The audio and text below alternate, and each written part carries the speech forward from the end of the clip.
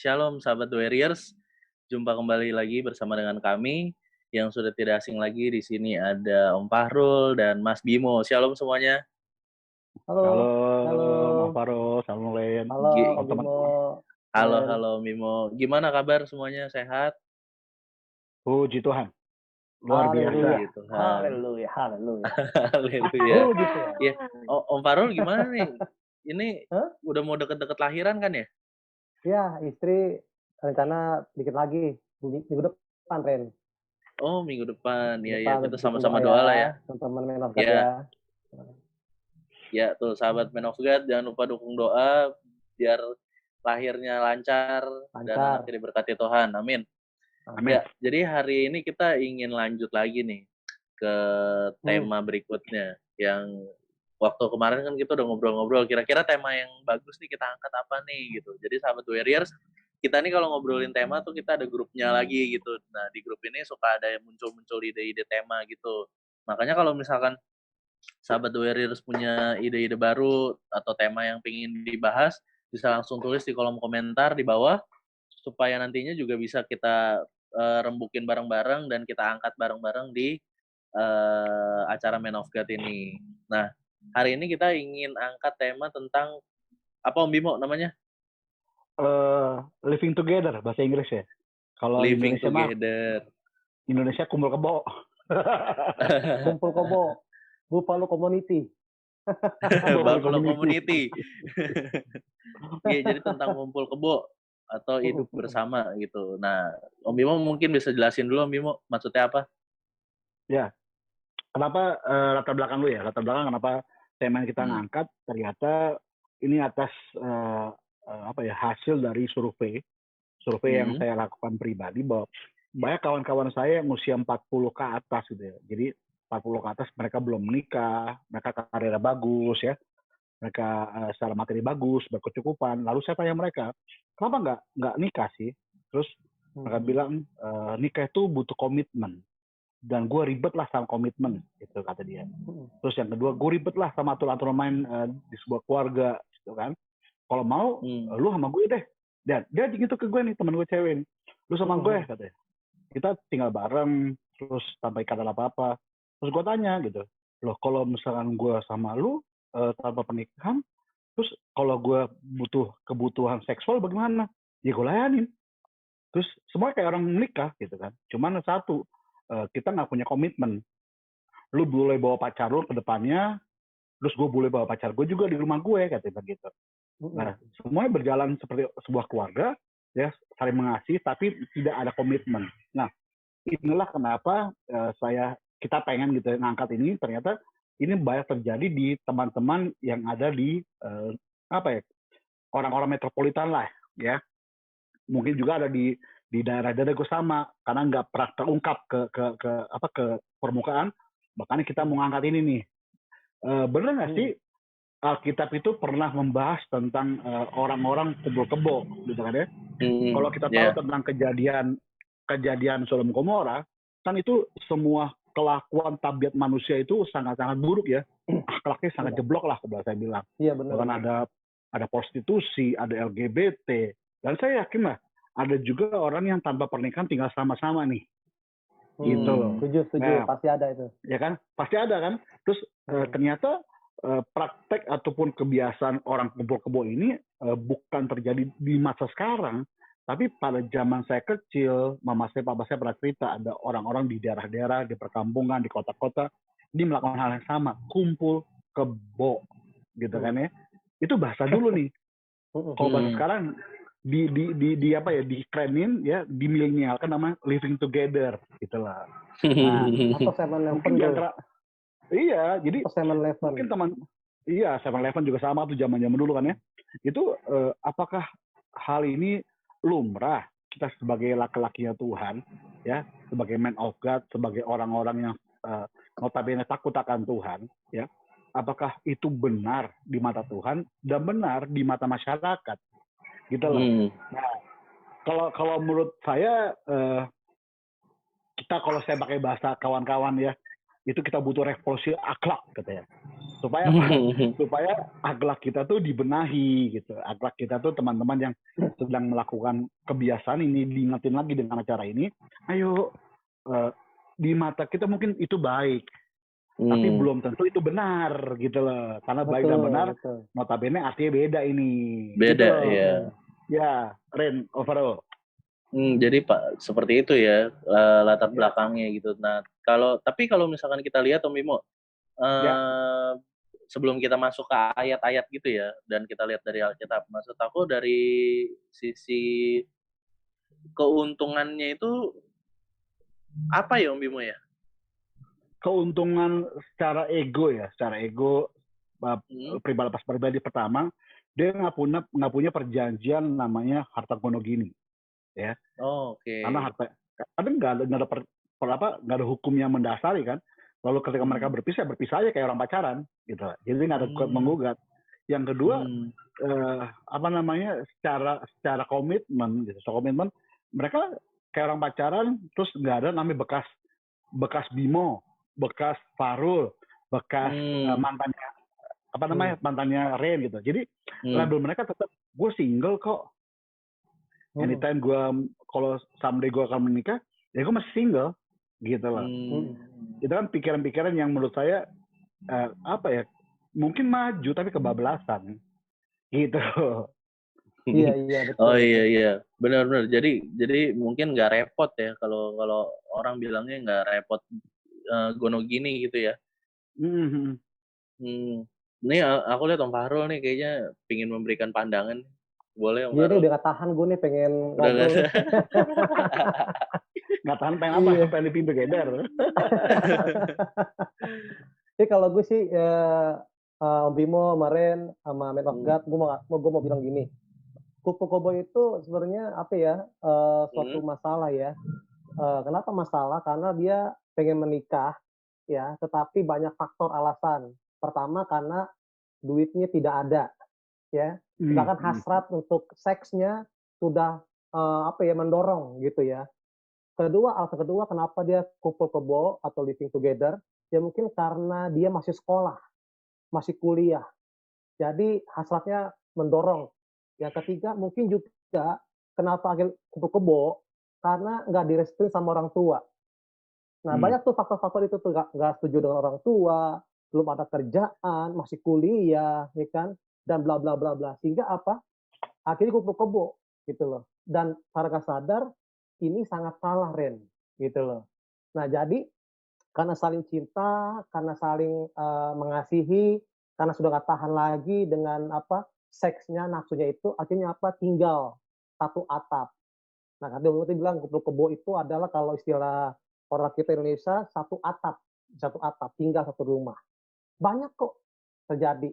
Nah gue ngambil kesimpulan ya di Alkitab juga tertulis Om Bimo. Ya kita juga mau buka yuk di dalam Ibrani pasal 13 ayat keempat. Kita mau buka dalam Ibrani pasal 13 ayat keempat. Dikatakan demikian firman Tuhan. Hendaklah kamu semua penuh hormat terhadap perkawinan dan janganlah kamu mencemarkan tempat tidur. Sebab orang-orang sundal dan penjina akan dihakimi oleh Allah. Nah, di sini ayat ini membedakan yang murni terhormat di mana yang kedua dan juga tidak murni yang tidak terhormat. Nah, jadi di sini dikategorikan kalau orang yang kumpul kebo dikategorikan adalah orang yang berbuat dosa, Ren. Nah, juga kalau gue baca lagi dalam Galatia pasal 5 ayat yang ketiga, kita boleh buka, tetapi percabulan dan rupa-rupa kecemaran atau keserakahan disebut saja pun jangan. Nah, artinya kata percabulan di sini adalah kata pornea. Pornea itu adalah nafsu yang tidak sah. Ya, jadi nafsu tidak sah itu adalah kumpul kebo termasuk. Dan itu adalah dosa, Ren. Nah, kita bilang upah dosa ialah maut. Nah, jadi bagi teman-teman yang anak-anak Tuhan, man of God, lo harus tahu gitu loh. Kumpul kebo itu adalah ada sanksinya, ada dosanya, baik dari segi istilahnya sosial maupun dari segi kekristenan atau hukumnya Tuhan, gitu sih bagi gue Ren. Ya jadi tadi ada ya Mungkin boleh diulang tadi ayatnya Ibrani berapa? Om Farul biar 13. teman-teman Ibrani catat. 13 ayat yang keempat, Ren. Ibrani 13 ayat yang keempat. Nanti teman-teman bisa lihat juga di situ ya. Nah, Hmm. jadi istilahnya tuh istilah kata berarti perkumpulan ini tidak sah gitu ya. Mm-mm. Nggak diperbolehkan lah ya. Jelas. Nah, Gitu. tapi kenapa orang-orang masih banyak juga yang melakukan dan melanggar nih? Kira-kira menurut Om Bimo sama Om Faro, apa? Apakah karena hanya sekedar seperti itu doang? Tapi ada juga mungkin yang orang tuanya menyetujui gitu. Nah, tuh kira-kira gimana tuh? Ya gini ya. Jadi kalau di dunia barat ya, orang tinggal bersama itu hal biasa ya. Perlu dibatasi dulu nih, dipisahkan dulu. Kita tinggal satu rumah ya, mungkin kita ngontrak bersama, ada beberapa kamar dan beberapa teman tinggal di dalamnya ya. Tapi dan yang kedua, orang ini tinggal satu atap tapi dengan mereka cuma laki-laki dan perempuan bersama gitu kan ya. Orang berpacaran, orang bermesraan, berkasih-kasihan. Ini hal yang berbeda. Jadi teman-teman jangan sampai salah kaprah bahwa saya kan tinggal bareng-bareng nih Pak. Ada teman-teman saya yang lain, berarti saya kebo-kebo. Bukan itu maksud kami ya. Jadi dipisahkan dulu. Kalau kalian itu tinggal beberapa teman di dalam satu rumah karena mungkin sama-sama ngontrak gitu kan ya.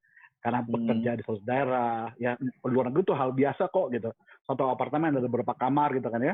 Terus tapi mereka nggak ada saling ikatan apa ya batin bermesra-mesraan gitu kan. Itu Nah, nggak bisa tapi kalau disebut yang gitu ya? bukan, jadi yang ini kita pisahkan lah. Kalau dia pacaran, kalau dia punya hubungan khusus, dia tinggal satu rumah, melakukan suatu hubungan seperti suami istri pada umumnya ya, ya semuanya kegiatan suami istri tapi nggak ada punya ikatan. Dia tinggal satu rumah, dia melakukan hubungan seperti suami istri, itu yang kita sebut kumpul kebo tadi. Jadi jangan sampai salah kaprah dulu nih ya. Nah, ya sampai di sini harus clear dulu. Clear dulu nih ya. Nah, terus bagaimana? Ternyata banyak pemahaman gini. Sebelum gue beli barangnya, gue dicoba dulu. Itu bahasa zaman gue SMA udah ada tuh. Sebelum gue beli barang, gue dicoba dulu. Jadi sebelum gue menikah real dengan pasangan gue ini, gue pengen ngetes dulu apakah gue bisa berlanjut nggak sama dia, apakah gue sepaham nggak sama dia, apakah gue bisa sejalan nggak sama dia. Kalau nggak bisa sejalan beberapa tahun ya dengan seperti rumah tangga ini, ya udah batal, gitu loh. Itu yang kita bilang untuk Tuhan, untuk hal yang sakral tentang pernikahan. Ayat firman Tuhan sudah bilang, hendaklah kau menghormati pernikahan, perkawinan. Kenapa? Karena pernikahan itu adalah lembaganya Tuhan. Ya, terus hubungan seksual itu adalah indah ya kita bahas ya. Seksual itu indah. Jangan sampai segala sesuatu yang Tuhan rancangan baik adanya, benar adanya, karena kita nggak bisa nahan nafsu, jadi nggak baik, nggak benar adanya, dan menyimpang dari rencana Tuhan untuk kita gitu loh. Karena sekarang kalau dia udah hubungan seksual satu atap, tiba-tiba nggak sesuai, gue nggak sejalan, gue nggak cocok sama dia, terus udah mengandung perempuan ini, ya kan? Terus perempuan stres, ya kan? Terus misalnya lagi ada melayani di darah nih ya, khusus di darah ya, halnya sama seperti ini, masih anak remaja kok, masih anak umur 20 tahunan, udah hamil perempuannya, terus si laki-laki yang tidur sama dia ini, dia siap untuk bertanggung jawab, tapi perempuannya nggak mau. Kenapa? Karena dia punya pacar lagi, gitu. Karena dia mencintai orang lain lagi. Ini kompleks kan. Kasihan jabang bayinya. Akhirnya banyak hal terjadi. Kenapa banyak aborsi? Ternyata kenapa banyak orang-orang taruh bayi di pinggir jalan, buang bayi, gitu kan ya, buang anak. Ini kan menjadi orang jatuh ketiban tangga. Masalah satu belum selesai, ada masalah baru yang datang. Ya kan? Itulah kenapa yang pernah kita bahas juga bahwa ayat firman Tuhan itu bukannya perboden gitu, langsung ini nggak boleh, bukan. Maksudnya gini, firman Tuhan itu diberikan sebagai rambu untuk apa? Supaya kita nggak bertindak bodoh gitu kan, supaya kita nggak bertindak kebablasan. Kayak lampu merah kan, ada merah, kuning, hijau. Ya kalau biasa orang tuh nyerobot jalan pasti digaspol itu lampu merah. Tapi kalau saya ya saat aturan main, ketika ada lampu kuning, saya tahu ada aba-aba, hati-hati. Merah saya berhenti, gitu loh. Jadi menurut saya kenapa kita angkat fenomena ini, karena ternyata dari tahun ke tahun, dari masa ke masa nggak pernah berubah, ya, dan terus berkembang menjadi modern, bahasanya modern, cara hidupnya modern, ya, terus ya dibungkus dengan kemasan baru, pada isinya sama aja gitu loh. Yang apa loh? Iya. Kalau gue sih, Gimana? Ren, Hmm. ini kumpul kebo ini tidak hanya terjadi kepada orang-orang dunia, Ren, ya, tetapi juga anak-anak Tuhan, bahkan hamba Tuhan pun ada seperti itu, Ren. Jadi Oh, waktu masa sih, gue Om kecil, Faru? waktu gue kecil, Ren, gue tinggal di daerah Tebet. Jadi ada temen nyokap gue, dia seorang konselor gitu loh, seorang ya pelayan lah di gereja gitu, Ren, ya. Pelayan. Nah, gue tahu dari nyokap gue bahwa si A ini dia tinggal satu rumah, bukan yang sudah diberkatin di rumah Tuhan di gereja, tapi kumpul kebo gitu, Ren. Tapi dia apa ya, nggak merasa jijik itu, tapi justru menikmatin, Ren. Nah, ini penyakit deh. Ya, kedua juga gue pernah juga dengar, bahkan gue pernah ketemu orangnya, Ren, yang kedua seorang hamba Tuhan juga gitu ya. Dia pernah satu rumah, bahkan istrinya, bahkan pacarnya tidak hamil, diaborsi, Ren. Nah, jadi bagi gue nih fenomena, bener kata Om Bimo, fenomena itu tidak hanya terjadi di luar kekristen, tapi di Kristen pun sama, bahkan pelayan Tuhan pun sama, Ren. Nah, disinilah seorang yang apa ya, yang mau jadi man of God itu Tuhan, lo harus sadar gitu loh. Ternyata perbuatan ini adalah percabulan gitu loh. Nah, jadi kata percabulan adalah nafsu yang tidak sah, itu dosa, Ren. Gitu loh. Apalagi lo udah pelayan Tuhan, apalagi lo udah layanin. Bagi gue sih itu salah, Ren. Jadi bagi gue sih sebagai anak Tuhan ya, ya kita harus bisalah mengendalikan daging kita, Ren. Bener, ya kan daging kita kuat, tapi kita minta kekuatan Tuhan juga, Ren. Gitu loh. Itu sih bagi gue sih, Ren, mau Bimo. Ini kesaksian aja, Ren. Nah, Iya. Kaget juga nih aku dengar bahwa pelayan Tuhan juga ada yang kayak gitu ya. Banyak. Ternyata. Ada. Nah, kan pada akhirnya gini nih Om Bimo, Om Farul, ini tuh dilihat jadi kayak sesuatu hal yang biasa gitu karena sudah banyak juga terjadi gitu. Nah, cuman mungkin bagi beberapa orang kan ini masih masih wah nggak normal begini. Nah, kan kita juga udah lihat banyak mungkin ada orang-orang di sekitar kita yang sedang menjalankan seperti itu gitu kan. Iya. Pada akhirnya kayak orang tuanya yang tadi aku bilang menjadi terbiasa gitu ngelihat anaknya seperti itu, oh ya udahlah itu kehidupan mereka pribadi kok gitu. Mereka mau mengambil jalan itu ya udah, mereka mau pilih jalan itu ya udah. Nah, gimana caranya buat kita nih yang ngelihat itu nggak benar, kita bisa masuk ke mereka dan kita ngingetin bahwa itu tuh salah gitu. Sedangkan kalau misalkan kita ingetin gitu, kita ngerasa kayak, "Ah, nggak enak lah, masa gue ngingetin begitu?" Gitu. Atau enggak kan banyak nih sering terjadi udah diingetin, dia malah jawab, "Ya udah sih gua hidup-hidup gua," gitu. Nah, Nah, itu kira-kira dia, betul. pendekatannya itu gimana tuh untuk kita ingetin bahwa itu tuh salah gitu. Kita ingetin dengan cara yang halus, dengan cara yang gimana. Mungkin ada trik-triknya gitu Om Bimo, Om Farul? Kalau saya gini, saya tipe hamba Tuhan yang ketika melihat perbuatan itu salah gitu ya. Terus saya sebagai hamba Tuhan harus bisa berani tegas ya. Karena banyak hamba Tuhan saat ini kalau kita amati adalah hamba Tuhan ini nggak berani tegas sehingga ada efek pembiaran. Tapi tetap tidak boleh menghakimi Om Bimo ya. Betul. Kita nggak boleh menghakimi orang itu, tapi kita harus menyadarkan dia. Ya, sekali orang ditegur itu, jangan hakimi saya. Kita kritik dikit, jangan hakimi saya. Nah, kenapa mereka ngeblocking dengan kata penghakiman, gitu kan ya? Satu, emang merasa dia tidak mau, berarti ada sesuatu yang fatal yang mereka lakukan, dan dia tahu salah sebetulnya. Ya, dia tahu salah itu, tapi dia nggak mau dibenahi. Kenapa? Karena terlanjur. Ya. Nah, tujuan kita adalah mengingatkan kalau lu ambil keputusan itu, ya, dampaknya sekarang mungkin lu enak, tapi ke depan itu pasti susah. Kok susah sih? Ini contoh ya, saya banyak orang mengkonseling orang pranikah dan pernikahan. Terus ada orang atas nama saya tuh udah umur 50 tahun, 45 tahun gitu. Terus Pak, saya mau menikah. Loh, kan anaknya udah gede-gede. Kan anaknya udah punya cucu dan sebagainya. Terus mereka bilang, iya Pak, itu anak saya, tapi saya nggak punya akte lahir mereka Pak. Sekarang mereka butuh untuk kerja, untuk pegawai negeri sipil gitu, CPNS, dan mereka butuh akte lahir loh. Terus selama ini bagaimana akte lahirnya? Saya palsukan, Pak.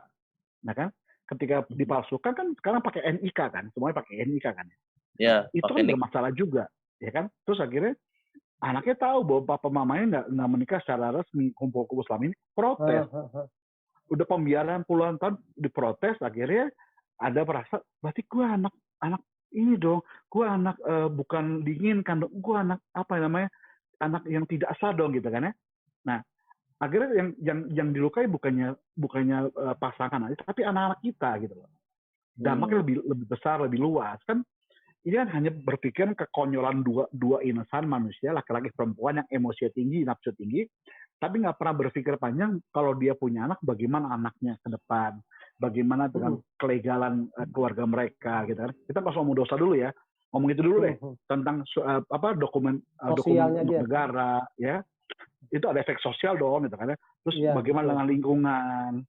I don't care. Iya, lu nggak percaya, lu urusan. Tapi ketika lu pindah, contoh maaf aja, kalau lu berkat Tuhan nggak masalah gitu ya. Tapi tiba-tiba lu pindah rumah, kan orang nanya, kakaknya mana Pak? RT baru gini, Pak kakaknya mana Pak? Lu ngontrak, Pak saya pengen kakak dong Pak. Minimal kakak dulu nih. Ya, terus kakaknya udah ada, pasti mereka nanya, ada nggak Pak surat nikahnya? Ada nggak Pak akte nikahnya? Iya betul. Ya, berarti efek sosial tuh ada. Kenapa kita butuh kelegalitasan untuk dalam pernikahan? Itu loh maksudnya. Ya, kita bisa membuktikan gue punya surat nikah, gue punya akte nikah, gue punya kakak, ya kan?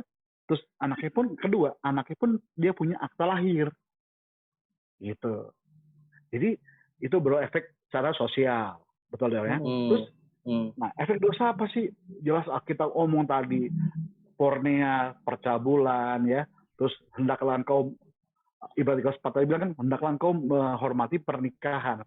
Jangan seperti orang-orang Sunda, gitu kan? Kenapa? Karena orang Sunda itu nggak mendapat bagian dalam kerajaan sorga. Nah, kita pengen goalsnya hidup kita di dunia itu, kita masuk sorga loh. Kita tuh di dunia itu shelter, tempat sementara. Nah, selama kita di shelter ini, di halte ini, kita ngapain sih? Jangan kita berbuat yang nggak benar. Ada orang benar, masa kita nggak mau orang yang benar tadi mempengaruhi orang nggak benar? Bahasa gue gitu kan ya. Kita pengen nih loh, kita hidup benar. Kita pengen orang-orang yang hidupnya dalam dosa, ya kita bawa ke Tuhan supaya mereka pun dimenangkan untuk Tuhan. Masih ada kesempatan selama kita masih bisa bernafas, gitu loh. Nah, itu efek dari firman Tuhannya. Nah, makanya kenapa saya mau teman-teman yang hari ini mendengar acara ini, yuk selagi teman-teman laki-laki ataupun perempuan yang acara ini, selagi masih punya nafas di hidup kita, mau nggak mau, suka nggak suka, kita harus ikut hidup menurut firman Tuhan. Tuhan punya tujuan yang jelas, supaya kita hidup berkemenangan di dalam Tuhan, gitu loh. Ren. Oke. Om Farul mungkin ada yang mau ditambahkan? Kalau gue sih gini Ren ya, kalau ada teman kita yang melakukan kumpul kebo atau living together, lu lihat deh Tuhan Yesus di Alkitab. Kadang Tuhan Yesus tegur keras Ren. Orang beludak, betul nggak? Ya kan bahkan yang menjual dilempar di bait Allah. Kadang Tuhan tegur dengan kasih. Nah, jadi bagi gue kalau lo tahu itu sesuatu yang memang kalau dengan keras lo disadar, kenapa enggak? Gitu loh. Yang kedua, ya bisa juga lo dengan persuasi mengajak, ayolah, udahlah, tinggalinlah, ya kan? Jadi bagi gue berat Bimo, kan bahwa kita sebagai hamba Tuhan, suka nggak suka, mau nggak mau, tegur aja. Dia mau terima atau enggak, ya udah silakan, gitu loh. Jangan sampai nanti kita di sorga ditanya lo kenapa si A begini, nggak ngomong waktu itu, ya benar. Ya kebenaran kan? harus kenapa lo nggak nasehatin, itu kan? Nah, jadi bagi gue ya jelas bahwa teguran itu harus dilakuin, kan? Ya, harus dikasih tahu, disadarkan, apalagi ya kita kalau jadi God-nya Tuhan. Nah, kalau kita baca dalam firman Tuhan, kalau kita berzina, berbuat jahat, entahlah tangan potong aja, mendingan potong. Lebih baik tangan satu ke sorga daripada tangan dua. Congkel matamu ada dua, mendingan satu. Nah, artinya apa? Ini ngebahas tentang kehidupan gitu. Kalau mau panas, dingin gitu loh. Kata Wahyu itu Om Bimo ya, betul nggak? Entah kalau kau panas, dingin. Jangan sampai lo tengah-tengah nggak bisa. Gitu. Kalau lo Dimuntahkan. kalau alasan lo karena, wah bro, belum ada uang nih buat nikah. Sedangkan gue saling cinta. Gitu kan, kayak tadi awal gue bilang kan, bro, masih kuliah nih, belum bisa menikahin, tapi gue cinta. Itu alasan yang bagi gue konyol gitu loh. Konyol banget gitu loh. Ya kan? Bagi gue kalau lo emang nggak tahan, nggak kuat, ya lo harus lari itu loh. Jangan lo samperin, wah berkat Tuhan nih, haleluya. Oh berkat Tuhan, puji Tuhan. Nah itu gila nih Om. Betul nggak? Banyak orang begitu. Ya kan? Wah sayang nih. Ya kan? Masa ada mangsa bunga ini. Nah itu bagi gue konyol gitu loh. Apalagi lo ya pelayan Tuhan, hamba Tuhan. Dia harus tahu gitu loh. Karena upah dosa ialah maut. Ya kan? Upah lo itu bisa terjadi hari ini, besok, atau yang akan datang, Ren. Dan itu pasti akan mengejar. Ingat kisah Daud. Ya kan? Daud berzina. Sampai saya lihat dampak efeknya ke belakang. Betul nggak? Nah, jadi pikirin deh ya. Kalau lo pengen living together, lo pengen kobo, apalah bahasanya hari ini, ya lo pikirin gitu loh. Tadi kata Om Bimo bilang bener, sanksi sosial, ya kan, nanti anaknya jadi dibully sama lingkungannya segala macam, itu bahaya gitu loh. Dan yang lebih bahaya lagi kalau anaknya lihat begitu terus mencontoh pada akhirnya. Yang terakhir, Ren, gue bisa jamin, hidup lo nggak pernah tenang. Gitu. Betul. Itu sih Om. Thank you Om Faro. Ren, ini ada kisah kita loh Ren. Jadi ketika Yesus datang ke sumur Yakub kan ya. Kalau Pergo ngomong perempuan Samaria kan. Yesus pengen minum, betul ya. Lalu ada seorang perempuan duduk sebelah dia. Terus kan, lalu Yesus kan bercakap-cakapan dengan niat. Nah, pertanyaan Yesus segini. Yesus kan tahu siapa orang ini. Ya. Lalu Yesus ngomong ini, mana suamimu? Lalu dia menjawab apa? Yang tinggal bersama-sama aku tuh bukan suamiku. Betul kata Tuhan kan. Ada sebelumnya kan. Nah, ada kata gini, praktek kumpul kebo ternyata udah ada zaman Yesus kalau kita ngomong. Betul. Tinggal bersama-sama dengan dia kan. Nah, masa sih Yesus saya tahu tentang orang-orang tentang kumpul kebo tadi. Makanya Yesus sengaja datang tanpa murid-murid loh. Itu hal yang luar kebiasaan Yesus kan. Karena Yesus kemana-mana Yesus pergi, murid-muridnya ikut, orang berbondong ikut. Tapi di sini Yesus dia menghindar di murid-muridnya, dia khusus menjumpai perempuan Samaria ini, perempuan berdosa. Ya kan? Supaya apa? Supaya orang-orang yang seperti perempuan Samaria ini yang kumpul kebo tadi dipulihkan oleh Tuhan, gitu loh, dimenangkan untuk Tuhan. Makanya Tuhan bilang ini kan, benar katamu. Karena pengakuan orang perempuan ini kan, benar katamu.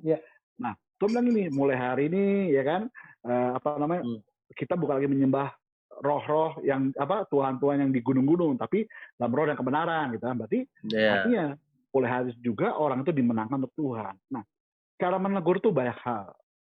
Ya. Langsung lu berdosa. Nah, itu pasti orang itu kabur gitu. Iya, betul. Tapi dengan kita ada personal approaching, pendekatan kita, terus kita lihat apa sih find your needed, apa sih kebutuhan dia. Kebutuhannya ternyata tentang orang Faro bilang tadi, dia nggak bakal tenang. Oke, kita ngomong. Ayo, sampai kapan lu mau kayak begini terus, nggak tenang gitu kan? Jadi kita tahu kok. Kita tahu bagaimana cara mendekati orang seperti ini.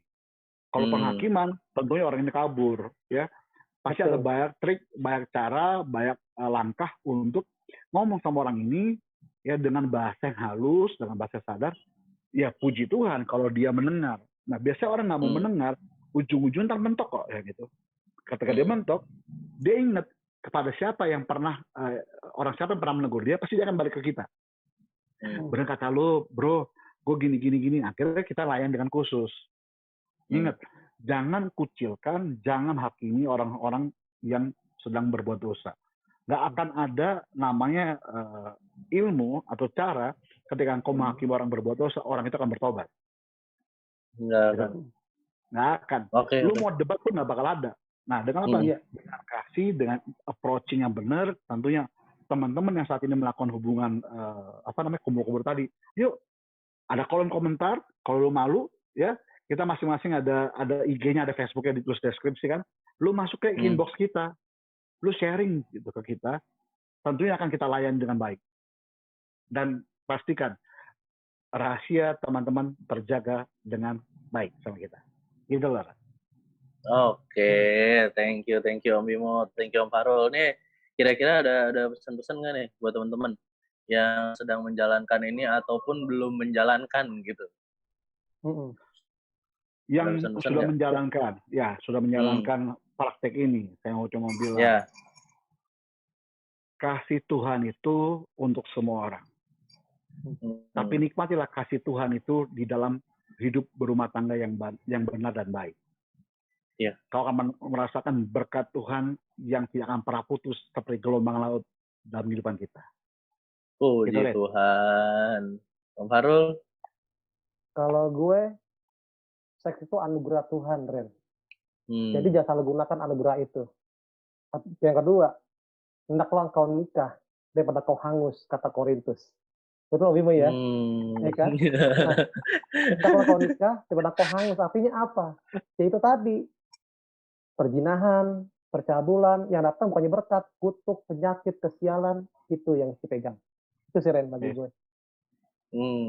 Mungkin kalau dari aku lebih baik bersabar ya, hidup sendiri dulu ketimbang hidup berdua tapi tidak sah tadi. Anak muda ini bijak sekali nih. Tutam. Iya, thank you Om Farul, thank you Om Bimo buat perbincangannya siang hari ini. Buat teman-teman sekali lagi sahabat Warriors, seperti yang tadi udah dikatakan Mas Bimo, kalau misalkan punya pergumulan atau apa bisa langsung japri masuk ke DM. Nah, boleh juga tulis di kolom komentar kira-kira ada saran, kritik, masukan ataupun ide-ide yang mau dibahas, tulis di kolom komentar. Jangan lupa di like, di subscribe, dan juga di share ke teman-teman semuanya supaya acara Man of God ini bisa memberkati kita semua gitu. Sampai jumpa lagi Om Bimo, Om Farul di kesempatan berikutnya. Tuhan Yesus memberkati. Memberkati semuanya.